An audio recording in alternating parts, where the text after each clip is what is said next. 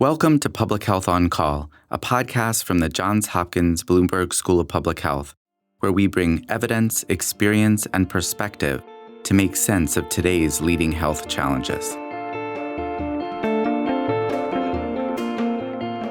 If you have questions or ideas for us, please send an email to publichealthquestion@jhu.edu. That's publichealthquestion@jhu.edu for future podcast episodes. This is Lindsay Smith-Rogers. Today, Stephanie Desmond talks to Dr. Jeff Kahn, who heads the Johns Hopkins Berman Institute of Bioethics, about a podcast he and his team have created entitled Playing God. The 10-episode series brings a bioethical lens to topics such as whether you should be able to sell a kidney or what to do when a loved one is considered brain dead. Let's listen. Jeff Kahn, thanks so much for joining me. Very happy to be with you, Stephanie. You, as we have just said, are the head of the Berman Institute of Bioethics at the Johns Hopkins Bloomberg School of Public Health. And I wanted to talk about a podcast that you put out in the fall called Playing God. I thought it was a really interesting exploration of bioethical questions. And I wanted to ask you some questions. So you could tell us a little more about how this podcast came about and what your goal is. Yeah, it's a good question. And I would say, the short answer, a long time coming, but that doesn't really answer in the way that you're wanting to hear. I have thought for a very long time that the work that we do in bioethics is of interest to a much wider audience than it sometimes ends up being in front of. So we do a really good job of sharing our scholarship and our research with our peers, and we teach students, obviously. And once in a while, you might see us in a newspaper article, or I might appear on WYPR or on this podcast. But it isn't the same as our putting together, in this case, a 10-episode podcast with a kind of arc and a formula for how it's put together in a way that we feel represents the compelling nature of the topics that we get to work on. So I wanted to do that for a long time. The longer version of the story actually goes back to the Minnesota State Fair. If you want to ask me about that, I'm happy to share. It's a bit of a tease, not to say more, but that's where I got my first taste of what it felt like to talk about the work we do in academia in a much different public setting. And the aha light bulbs you see go off in people's faces when they hear about this work that you do. And so it was really felt very compelling and satisfying to me to be able to talk about these issues in a much more public way. And I think it's actually part of our responsibility and as academic leaders and thought leaders to share what we do with an audience that's wider than just our peers. One of the questions that I think was crucial to the first season is just because we can do something medically, biologically, should we? So I wanted to hear, you expound on that a little bit. Yeah, so we were trying to figure out what the right narrative arc, if you will, to be for 10 episodes in a podcast. And we have lots of stories to choose from, or lots of topics to choose from. And so we thought, what's the thing that will hold together what ended up being the 10 topics that we identified? And we thought, these are all about advancing technology or understanding about medicine or biology that helps us either live longer, beat disease, forestall death, help have babies in ways that just hadn't been possible before, all of which are advances and really positive, but with them come issues and follow-on consequences that aren't always obvious at the outset and that need to be navigated so that we enjoy the advances and the positive things from them and use them responsibly and avoid the pitfalls of the ethical downfall that sometimes comes with them. I wanted to talk about kidney donation. That was something that you touched on in the series. There was like a committee in the 60s who decided who could live or who could die. Please tell us more. Yeah, that actually is not about kidney donation. That was about dialysis. Dialysis, yes. I think none of us were around before there were dialysis machines. And now you think about anybody who has kidney failure, they go on dialysis and hopefully at some point either they get better or they sometimes stay on dialysis until they can get a kidney transplant, or sometimes they stay on dialysis for the rest of their lives. And it's a bridge technology, but a very effective one. But before that technology existed, when people had end-stage renal disease, kidney failure, they died. I mean, there really weren't options. It was before there were transplants available. And so the kidney dialysis machine was invented in Seattle. And the people there, they were able to offer kidney dialysis to some number of people. But because you have to be hooked up to those machines for a lot of hours per week, and there were only so many machines, there's only so many people that they could offer it to. And so they realized that they had to find a way to set up a process by which they would decide who would have access and therefore who would not. And that became not just a sort of, well, first come, first serve. I mean, that's one way you could do it, but they decided to do it based on criteria that they identified. And the group that was charged with doing that became known in a nickname way as the God Committee, because they literally decided who would live and who would die. And they did that by using what we would call today social worth criteria, like who had greater social worth. And they would therefore choose those people over those who they viewed as having lesser social worth, raising obvious issues looking backward around equity, like who gets to decide that and why. And so, a really important advancing technology, to bring it back to the first question you asked, but with real and important consequences about how to allocate that access to that technology in a fair way. And I guess that was the basis for how the organ donation system has been created as well. Well, right. And so it's interesting because there's a clear connection between dialysis and kidney transplant. So you can wait a long time waiting for a kidney transplant, which is why there are many, literally tens of thousands of people on the kidney transplant waiting list, because they can be kept alive on dialysis for a long time. There are many fewer people on the waiting list for hearts and lungs and livers because there isn't the equivalent of the bridge technology for kidney transplant that is represented by dialysis. And so they very much live together, dialysis and kidney transplant. If we didn't have that technology, we wouldn't have so many people waiting and there wouldn't be such a shortage, ironically. So dialysis is a technology that effectively created this huge demand and with not enough supply of kidneys to transplant. So you tackle the question of whether you should be able to sell your own kidney in one of the episodes to dovetail into this whole organ donation situation. If you have financial resources and someone has a kidney they were willing to part with, should that be legal? And I guess I'm curious what your take is on that. Yeah, well, that episode talks about a fairly well-known person who's a physician and talking head for the American Enterprise Institute, so a conservative-leaning opinion leader who also happens to be a physician who needed a kidney transplant. And she, Sally Satel is her name, she didn't understand why she had resources, and given that everything else in the U.S. system is so capitalist-based, couldn't be bought. Like, why can I not buy a kidney when I can pretty much buy anything else if there's a willing seller?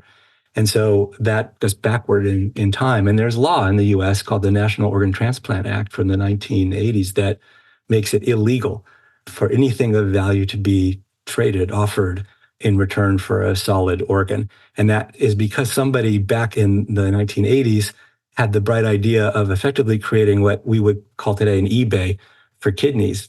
eBay didn't exist yet, but he had a great insight. Like, wait a second, there are many people who need kidneys who can't get them. They're waiting on the waiting list for people to die to give their kidneys. Why do we have to wait? You can live very well with one kidney. It's not that risky, especially now, to give one of your kidneys. It can even be done laparoscopically. So why not? And so the law was set up to prevent exploitation, really, and commodification. So two things. You don't want people to be taken advantage of because, well, I'm desperate, I need money, I'll sell a kidney. That feels wrong to us. And second, we don't want to turn human body parts into a commodity. Now, maybe that's wrong, but those were the bases for that law. And so fast forward, we got more people waiting than we did even in the 1980s. It's safer than it ever has been to be a kidney donor. There are many live kidney donors, living donors, that give to loved ones or sometimes just to strangers because they think it's a good altruistic thing to do. So the only piece that's missing from that story is the market. And so the argument is we still have many people waiting and not enough supply. So what can we do to increase that supply in addition to all the things we've already done And one set of answers is around giving people incentives like money. And then you get into, is it just full on market like eBay? Or is it something that the government says we'll set a price for anybody who wants to donate one of their kidneys, really sell one of their kidneys, and we'll allocate it out through Medicare, say, so that it isn't a pure market, but it's a way that you would incentivize people to give one of their kidneys if they weren't willing to do so as a pure donation. Do you think that will change? I mean, you're not allowed to have eBay for kidneys, but do you see maybe a change in the future? I think there'll be some tests, policy experiments around the edges of that. So lowering the barrier. So like now you can't even provide like extra insurance. If something went badly for somebody who was being generous and giving one of their kidneys, they should be held harmless financially. We don't do that. So I think short of paying outright for an organ, I think that there'll be some experiments to see whether they increase people's willingness to donate, and maybe we'll edge towards smaller amounts of money being offered. So one of the interesting aspects of behavioral economics is lower amounts of money are less exploitive, right? They aren't as enticing to somebody. And so who would be enticed by $1,000, say? You might say, well, only the most desperate, but it may not work that way. In fact, so there'll be some, I think, policy experimentation around smaller amounts of incentives. I just don't see us going full scale market economy for kidneys. Do you think that just paying for different things and not just for the kidney, do you think those would be ethical? Well, we already do. So I guess I should have said that. A lot of people say, why are we so inconsistent, in a way hypocritical? We pay for eggs and sperm, right? There is actually not as much money for sperm as it is for eggs, and that's just about supply. So there are things that feel a lot like kidneys, pay for blood, not for transfusion, but for companies to produce other products from human blood. So things that come from bodies that are pretty close to organs that we do pay for, and sometimes a lot of money for. And so why is it that we don't allow the sale of solid organs? So that's kidneys, hearts, lungs, livers, but we do things like sperm, eggs, blood. And the answer is that there's no consistency for sure. But I would also say nothing about American lawmaking and policy says you have to be consistent. And policy examples are littered with inconsistency. So I think there's just a sense that this is a bridge too far, right? Paying for solid organs somehow feels different and wrong than does paying for blood or sperm or eggs. It's not an ethics argument so much really as a kind of, it just feels wrong argument. And sometimes there are good ethics foundations for that. I'm not 100% sure that this one falls into that category. I mean, there was concern, I think, for a long time about risk. So we don't want to pay people to just ignore risk and do risky things in order to make money. But giving a kidney is pretty safe these days. So you sort of at some point think, well, what will be the trigger to allow us to think differently or to prompt us to think differently about this? I don't know what that example will be, but maybe a very prominent person making a very good argument or dying, waiting or something will trigger some change. So you're working on a season 2. There will be a season 2. I'm wondering if you could give us a few hints about what we should expect. Well, good question. We are just starting to think about the topics for season 2. We're aiming to do another 10 episodes, very much in the same format. So a story, a real life, real person story, telling their story or hearing about their story if they're no longer able to share it themselves at the beginning, and then some discussion of the ethical issues raised by it, and then some expert in the particular medical or scientific area offering their perspective as well. And I think we're going to do a little bit more based on feedback of bringing the story at the top back to the end of the episode. So pretty similar style. I'm not sure I should say what we're thinking about topics because it's not up to me solely, and we haven't settled on what the 10 will be. But I think, pretty similar to what we had in season 1. I would say too, welcome anybody's input about the kinds of topics that they would really like to hear us do a story about. I'm pretty easily found these days by lots of people, but I'm a jeffcon@jhu.edu if people want to send me an email about that. It feels like the stories in some ways are endless because we keep creating new advances. We keep pushing the envelope. I think that's for sure right. And the stories in season 1 were those that came out of my and my co-executive producer, Anna Mastroianni's heads. I mean, we just our experience over 30 years of being academics doing bioethics. So we know a lot of stories and a lot of topics. I think one of the interesting things that I've come to appreciate is we take for granted, this is the work we do every day, and we sometimes lose the sense of awe about what it is that we do. And so when we talk to people who don't do bioethics every day, they're like, oh my gosh, I never knew that, or I never thought about that. And so we're trying to remind ourselves that some of the things that we think of as, yeah, we've heard that story 1,000 times, it's new to the most of the general public.